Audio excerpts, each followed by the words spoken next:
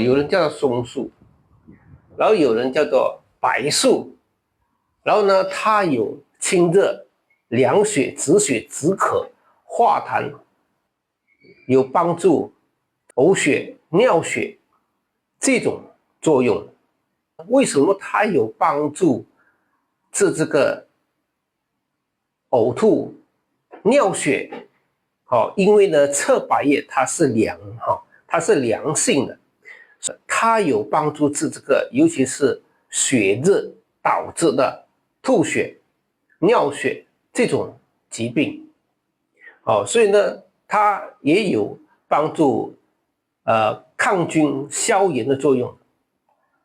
而且它如果在民间来讲它有治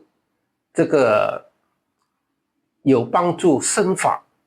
治头发脱落的问题有帮助让一个白的头发变成乌黑亮丽的头发。如果他经常拿来洗，或者有喝这个侧柏叶它的水煮出来的水。所以呢，在这个民间来讲呢，有很多人用这个侧柏叶来治这个流鼻血。所以呢，因为它偏凉所以呢，治这个流鼻血呢是相当有效而且科学为什么呢？就是炎热导致的因为它比较凉所以呢，它会让这个，而且它有帮助止血所以呢，它就会让这个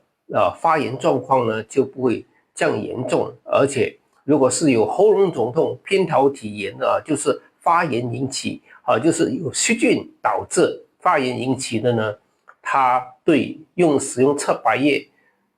煮出来的水来喝呢都相当的有帮助。